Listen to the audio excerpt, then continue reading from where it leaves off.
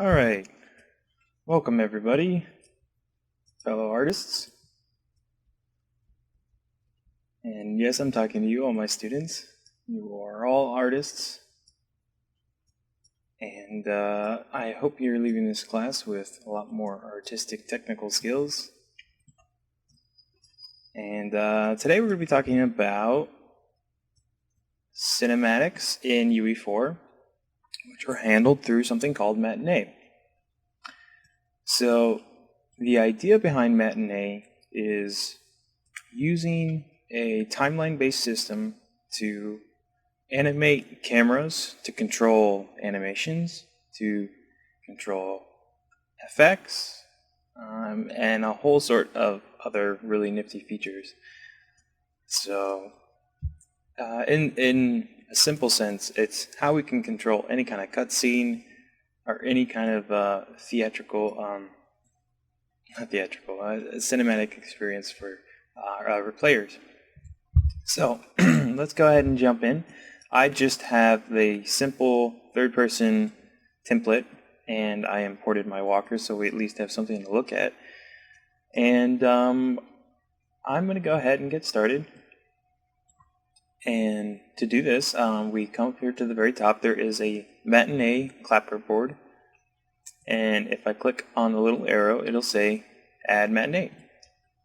So I'll add Matinee, and before we take a look at this, I want to look in the scene, and now I have this little node, the same clapperboard, and it's just our Matinee node.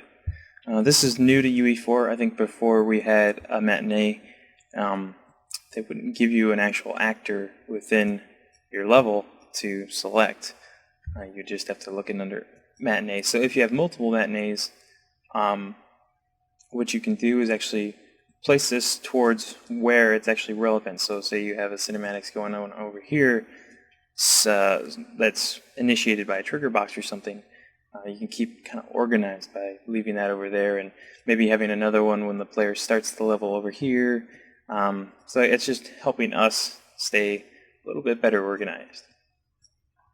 So now I'm going to go back into my Matinee viewer, and I can do that just by clicking on the Matinee once again, and you'll see that it says Matinee Actor -0, which is the name of our standard Matinee actor which was created.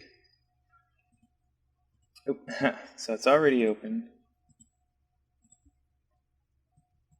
And here we go.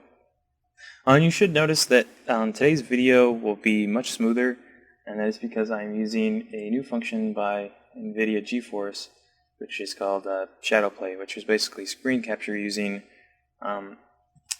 your video card hardware, which is really interesting. So if you're considering upgrading and you're wondering whether I should go with NVIDIA or AMD, one thing to consider about NVIDIA is its technologies, which go a long way. So if you spend a little extra money on an NVIDIA card, you get really cool features like this one here. Alright, so back into Matinee Editor. So we can see that it looks a little confusing with nothing in it. It actually seems a lot more confusing with nothing in it. Sorry for the loud noise, it's my cat playing around. But if we look at the top, it's starting to kind of make sense when you look at these features. So it's play button, we have a loop button, stop, reverse. This is a create camera node. We have a curve editor, which is this box right here, so these pertain to those.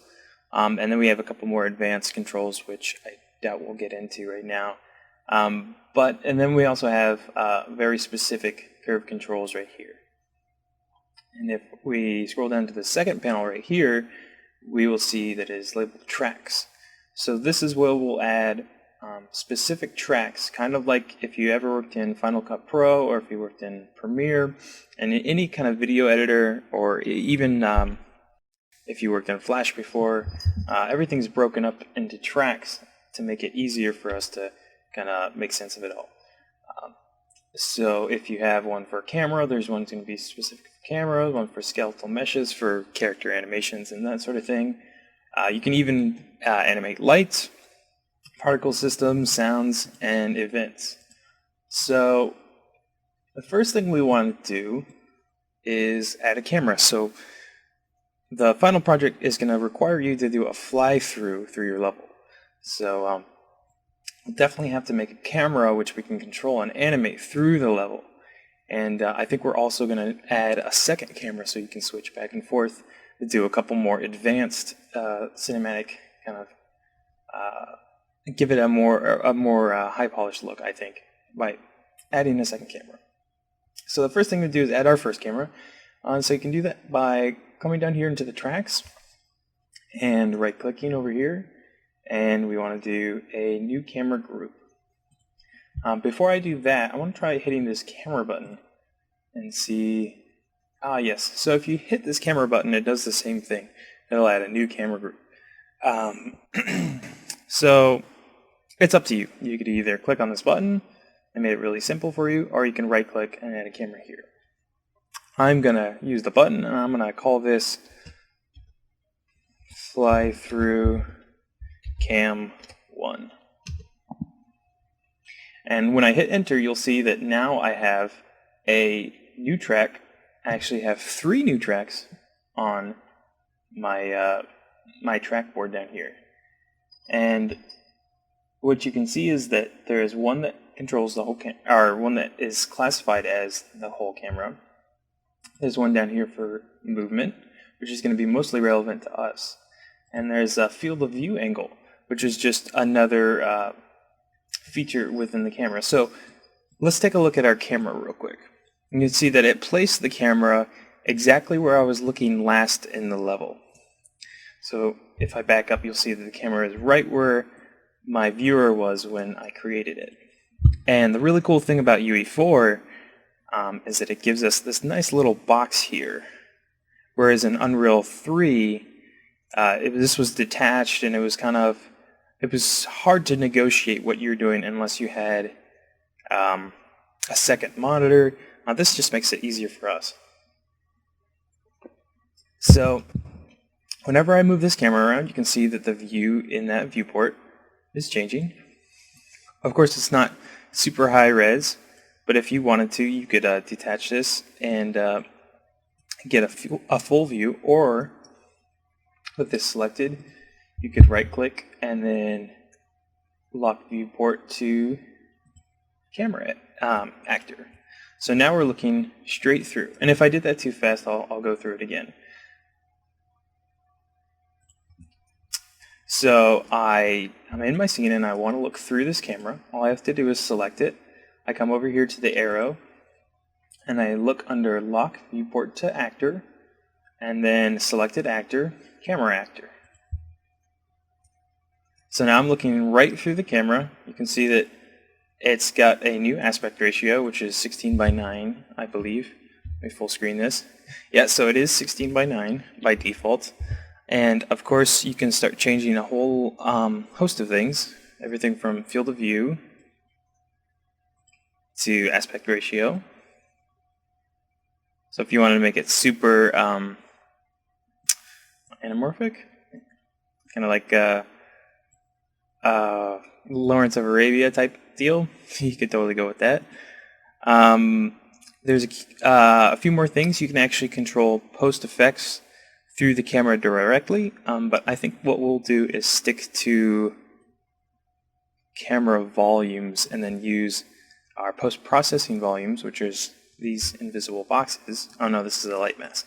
But we'll create volumes that control all those things so that if we want to, we can switch in between separate volumes depending on what kind of atmosphere we're trying to portray. So I'm looking through my camera. This is really cool. It's nice because it's in 16:9 no matter what the viewport is like. So you're getting an exact view of what the camera's looking at, which is nice. And of course, if you hit the G key, you'll go out of game mode into the view mode. And now you're getting exactly what the camera will be seeing at runtime. So I'm going to go back under my Matinee editor. And I'm going to start talking about some of these features.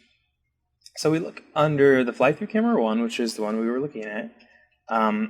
You'll see that our movement tab is the second one, and this is the one that we're going to be using the most here. So let's go ahead and start adding in some keys.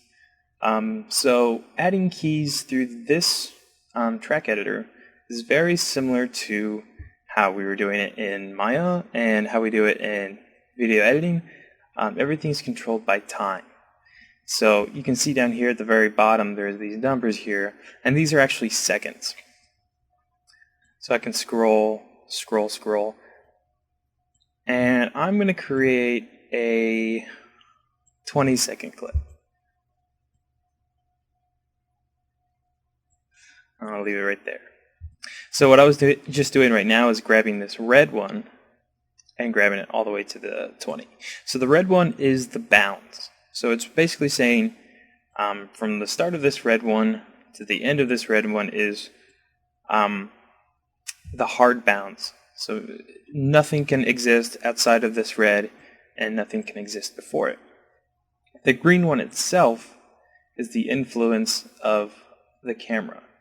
So I'm going to want this to be down to the very end as well, because I'm going to be influencing this camera for the entire duration of this sequence. So you can scroll in and scroll out by holding the, oh actually you don't even have to hold the Alt key, you can just scroll in with the scroll wheel. And this will become more useful when we're doing longer sequences and when you're doing your own games. And it's much easier to see certain frames or certain exact seconds when you're scrolled in. So just keep that in mind. And the next thing we're going to do is add a frame. So you can see that under camera movement, in this little portion right here, under the actual track, there is a little red triangle. And you can see when I click on it, this key movement 0 appears. So what this means is at 0 seconds, which you can see down here in the green, there is a key. So what I can do is move my camera to where I want this key to start.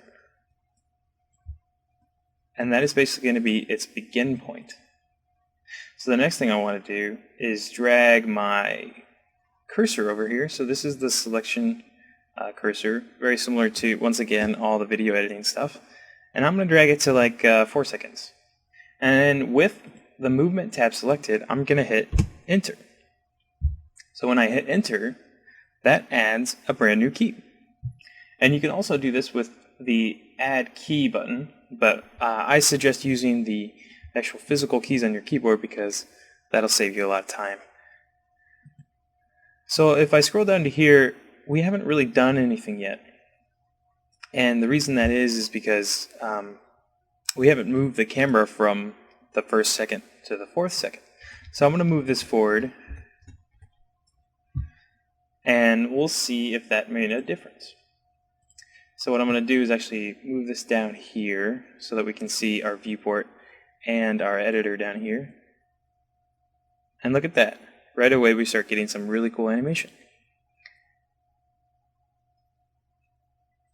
So I can actually use these play tools now. If I hit the play button. Very cool. So I'm going to hit stop, and I'm going to add a new key that goes in at maybe another 2 seconds forward. So at 6 seconds, I'm going to hit enter once more to add a new key. And then I'm going to come under the window. I'm going to move this to the side real quick. And I'm going to position this down here. So it's like a pan and then a scroll. Not a scroll, but we're going to get real close to the ground there. I think that'll be a cool effect. So now let's scroll back. Oop, it didn't seem to take that time. So let's try that again. I have to make sure that I have my key selected. And I'm going to move around.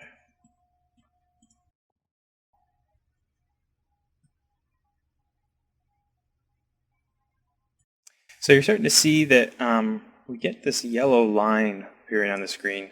And you might be wondering what that is exactly. So I'm going to explain that more right now. First thing we have to do is get this out of the way. And let's take a look at our normal editor view. So I'm going to come to lock to viewport to actor and unlock my camera. And I'm going to scroll out, and you can see that we're starting to see this line again. The really cool thing is that this line is our literal track, the track which the camera follows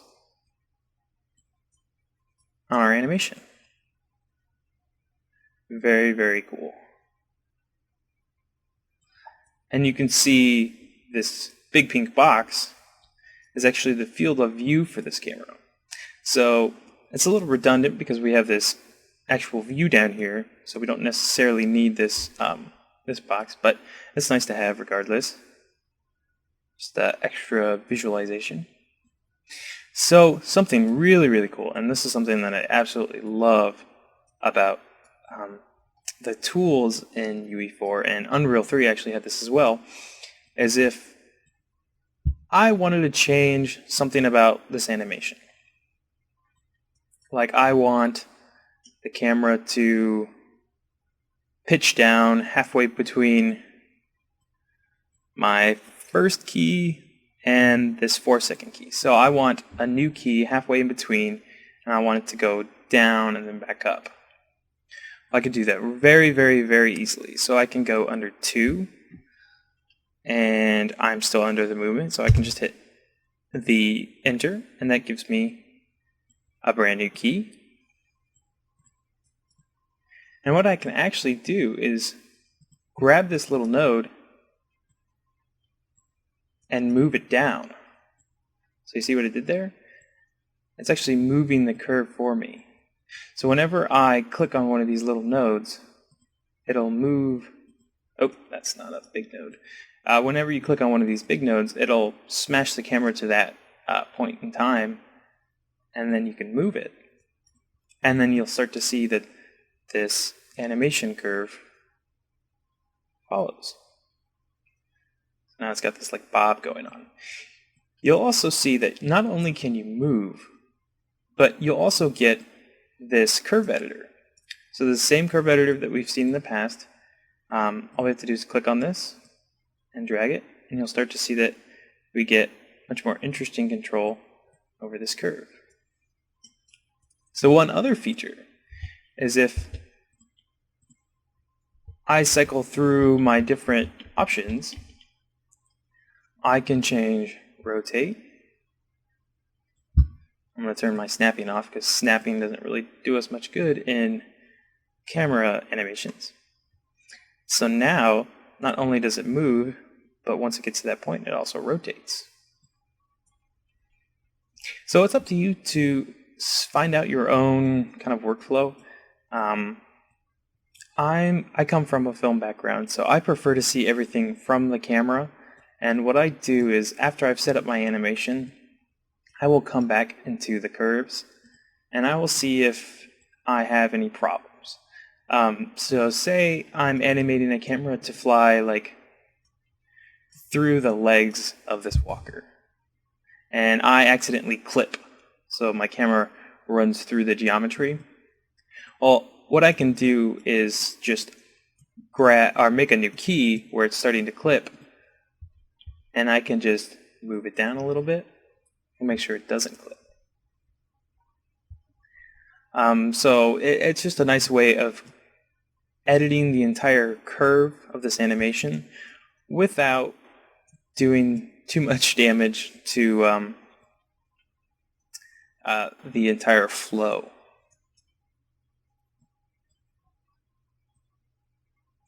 So let's talk about adding a new camera. Oh, actually, before I do that, let me mention the curve editor. So this is, I can't remember if this is new or not to Unreal 4. I don't remember it in the past, and that might be because I never used it. But very similar to how we can graph out our curves in the particle animation system, we can come to our movement tab down here, and you'll see that there's a tiny, tiny little graph down here. And if I click on that, I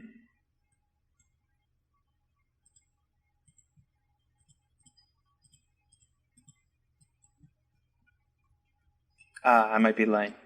I suppose you can't actually control animation through the graph. We'll use that a little later in another video when we're doing some more advanced stuff. We'll stick to basics for now. So if you're going to be animating the curves, stick to the 3D view. It'll save you a lot more time. So yeah, let's just go ahead and add a new camera this time. So I'm going to close up this fly-through camera by doing that, just clicking on this little arrow. And the next thing I want to do is add a director group. So if I right-click, I will see at the very, very bottom there is an Add New Director Group. If I click on that, it'll actually give you a separate box and a separate timeline. Because what the director is doing is actually telling when we're going to be looking through each camera. So this will be more obvious when we add a second camera. But the important thing to remember is, well, actually, first important thing to remember is what we're looking through. So when we look down here, we don't have our camera selected, so we don't get that nice little viewport. But you can actually view the viewport by clicking on this tiny little camera right here. And you can see now I'm looking straight through the camera. If I move while I'm in the camera, it's going to change the animation. You have to remember that. I don't believe, if you're not on a key, then it won't. But if you happen to be right on top of a key and you move the camera in this mode, you will affect the animation. So you have to remember that. But like I was saying, the first thing to remember is that there's a difference between looking through this camera and looking through this director group. So let's go ahead and add a new camera. So I'm going to click this camera. Actually, maybe I could do it down here. So there used to be a difference between cameras and camera groups. I suppose there isn't any difference now. So I'm going to call this Fly Through Cam 2. Alright. So I'm going to get out of this view by hitting this button. And I want to grab my fly-through camera 2. It happens to be exactly where the other camera was because we were looking through that camera. So it might have looked like there was nothing there at first. And actually, I'm going to do a little bit of window moving. So the really nice thing about UE4 is that the entire UI is dockable and it's customizable. So no matter what you're doing, you can optimize your workflow. So I'm going to do that by clicking on this little arrow to bring up this viewport box. And I'm going to click it and grab it and just drag it. And that drops it off detached from the rest of it. And I can just snap that to my right or my left and snap Matinee to my right. And I actually want to give myself a little bit more room to work in Matinee. So here we go. So now I have my cameras and my views, and then I have my cameras and all this control down here. So just like with our other camera, we need to find the first key, and I can do that by clicking on the key itself. And I want to set this up somewhere different. I don't want to break the 180 mark, so I'm not going to bring it to the next side, but I want to make this like a wider shot. Maybe this will be our establishing shot.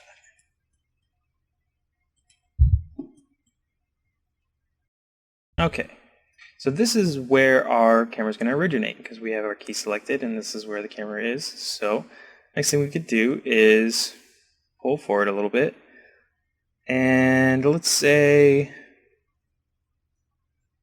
so we have this first camera going into this key at what point? 4 seconds. So I want to select this camera. So what I just did there is I selected the little node on the track so that I could find exactly where that key is. And now I can just go to my movement on my second camera, hit enter, and now I add a key here. So what I'm basically doing is saying, I want my first camera to animate from 0 seconds to 4 seconds. So 0 seconds to 4 seconds. And then what I want to do is switch to this camera at 4 seconds to, I don't know, maybe 8 seconds. So I'm on my movement track, I'll hit enter, and let's say I'm just panning and moving across.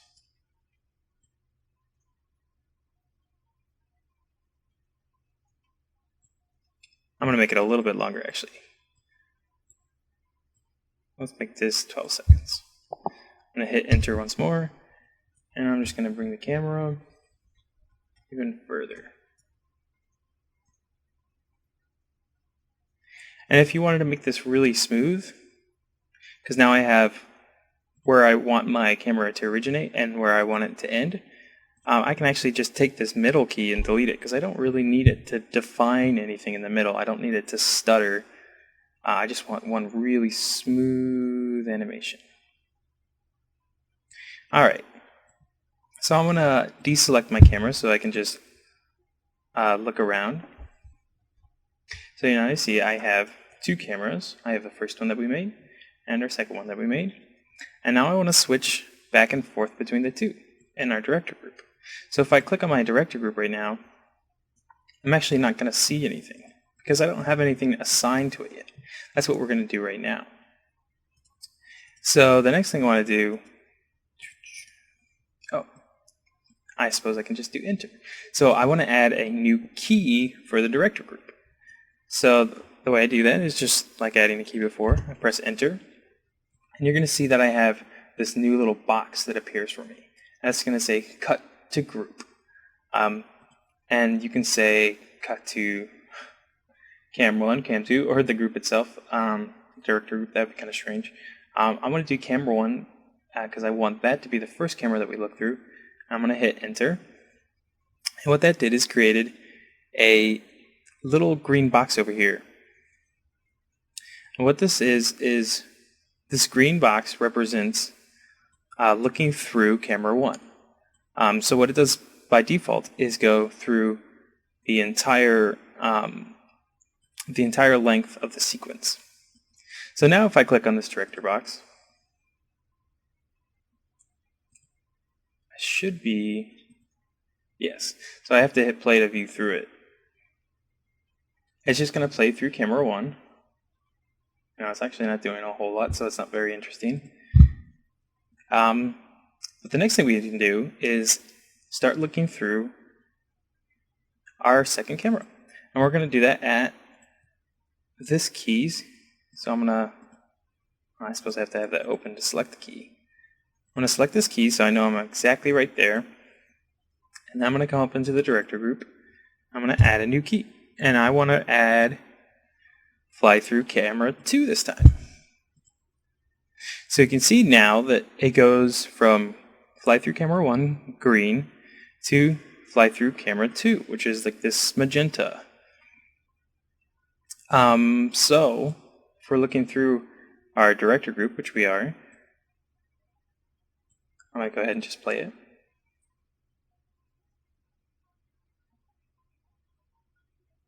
You can see it goes from one to the other. So this is how you start setting up more interesting, complex shots. Say I want the animation for fly through camera 2 to end right here. I'm going to add a new key and go back to camera group 1. And there we go. So it's where we last left it. The last key that we got for camera 1 is all the way back at 6 seconds. So what we can do is select this camera and set up a new shot where we want this camera to start. So let's say I want to do like a weird pan down, something like this. So I want this camera animation to start right here. So I'm going to go ahead and hit enter for my movement. Oh, sorry. I have to select my movement track and hit enter.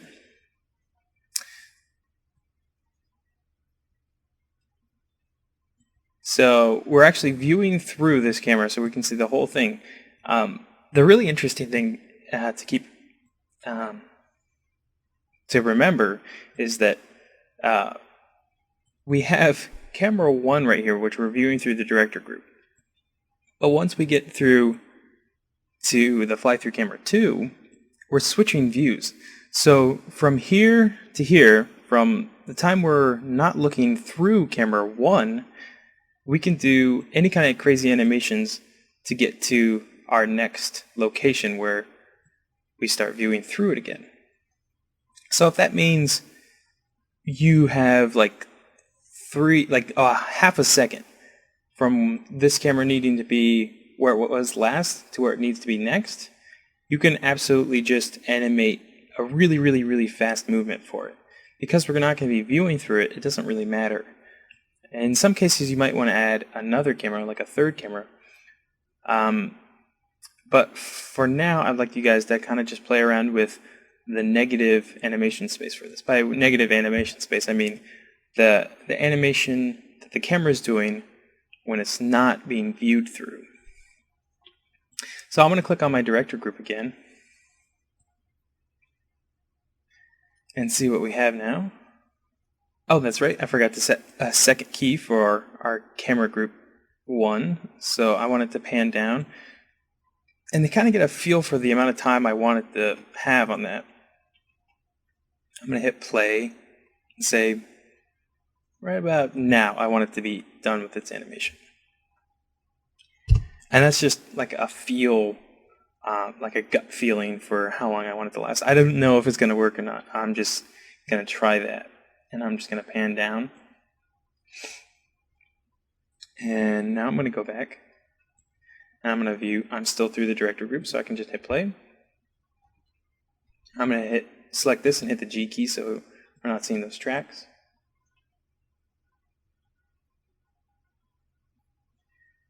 And yeah, that's a little fast. So if we wanted to change that, it's easy enough. All we have to do is select this little key. Is it the shift key? Control. Sorry about that, guys. So if you hold down the control button and you select on your key, you drag it forward, drag it back, and you're actually moving where in time this key is. So if I move it really far forward, that camera animation of panning down is going to be much, much slower now. So I can go back to the beginning of my animation. And I just want to view how long that pan is now. Yes. Much less jarring. You could probably make that even slower if you wanted to. So yeah, let's say that's done. It's not very interesting at the moment.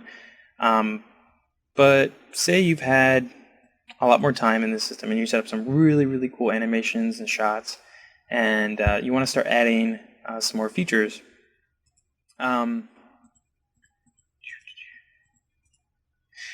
If you right-click on the director group, or on any group for that matter, you'll see that there's a bunch of different tracks that you can add.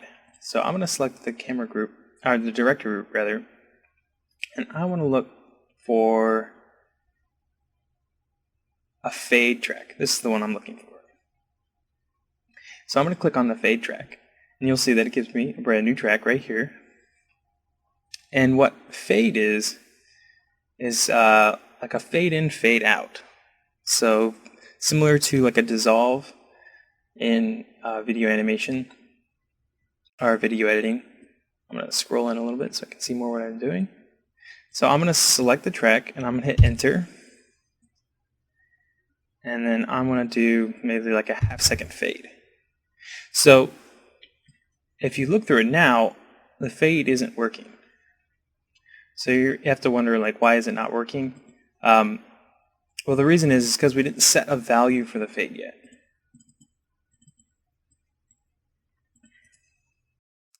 So I'm gonna get that out of the way. So if you want to set a value for something like a fade, you have to find the key for it, and then you have to, I guess you do have to select it first. You select it first, and then you right click on it, and then you get a couple of options. There's interpolate mode, set time, set value, and delete keys. So if you want to delete a key by right clicking, you can do that also. But what I want to do is set the value. So I'm going to click on that real quick, and I want to set the value from 0, which is not affecting anything at all, to 1. So now you can see that at the very beginning of my sequence, at frame 0 or second 0, so I should make that distinction. Because video games are on a variable frame rate, so from one platform to the other, one person's computer to if someone's using it on their phone or whatever, there's going to be different frame rates. So instead of animating on frames like we would on a video, we're doing it in actual seconds, so that it's consistent from one platform to the next. So if I say frames, that's my mistake. That's from years of editing. So now you can see that when you scroll back, now after adding this fade, because this key is still set to 0, which means it's from this point to the next, it'll be from 1 influence to 0 influence. So basically fade in.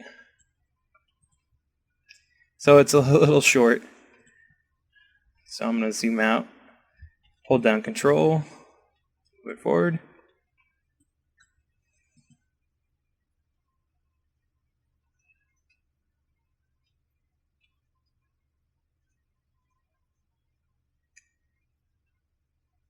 And one more camera. Let's say I want my end fade to start right about here. So I'm going to grab my fade channel, and I'm going to click on that.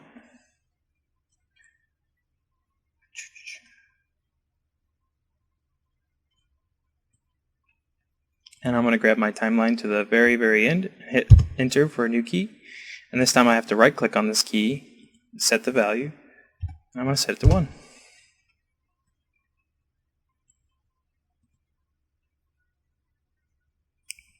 Easy. So we can play the whole thing. I'm sure you guys are kind of bored of this, so let's just say you know what it looks like at this point. Ooh. And fade out. Alright, so this is very, very rough. It obviously doesn't look very good. So when you guys are doing this, spend much more time kind of setting up your shots. What I would recommend is finding a video source, any kind of reference that you find really appealing to you.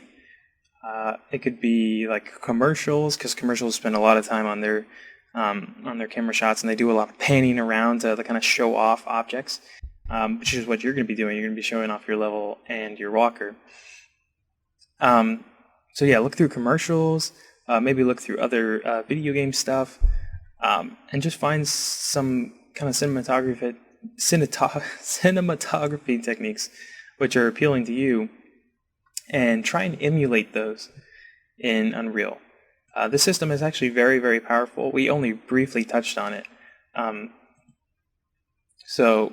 Here's another way to do the fade a little bit easier.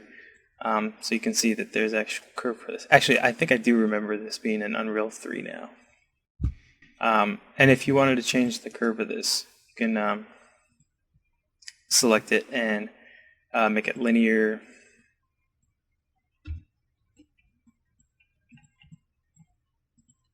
Change the curve. Sorry. So I was getting back into my spiel about cinematography. Yeah, find something that's appealing to you. Try and emulate it through the system, because it is really powerful. And nowadays, I've been seeing articles about people that are doing because the processing power of Unreal 4 is so powerful, people are going to start creating entire movies within the system. So Imagine this being a video editing platform for an entire movie, any kind of CG movie. If you look at the graphics possible in Unreal 4, they're basically matching what we were seeing about 10 years ago in the video industry. I'm thinking about Final Fantasy, Spirits Within.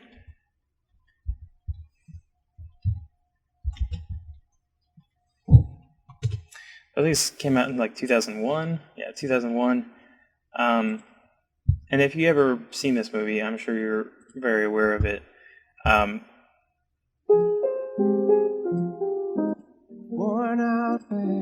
This ripped off Gears of War trailer. But anyways, if we look at the kind of graphics technology in this movie, which is literally top of the line, like advanced, super high-end graphics rendering back in the day, video games are starting to look this good and actually starting to surpass this in many ways. So people are going to start making movies in this thing. So keep to those standards. Make this look as good as something that you'd see in a movie or something that you'd see on TV. It is powerful enough to do it, and it's really not that hard. I don't know. I say that coming from like a film background, but I think it's really intuitive and it's really fun. They make it easy for you, and all the tools are there. If you'd like to learn more tools, you can email me. But I'll show you one last one just for fun. So let's say we want to add a track to animate a light. Well, let's add a new lighting group. I'm going to call this, we'll call it Test Light, because I haven't actually done this yet in UE4. So I have a new group that controls my lighting. I have one that controls movement, intensity, light color, radius, all kind of controls that we normally see in the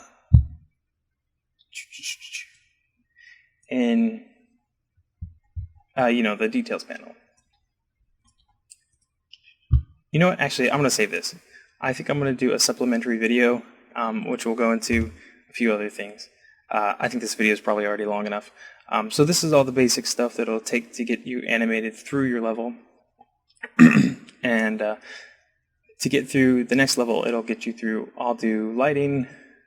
I'll go through skeletal meshes, so we'll do one that talks about animating our walkers and putting them up on the timeline. And maybe some sound effects and particle effects as well. So stay tuned for that.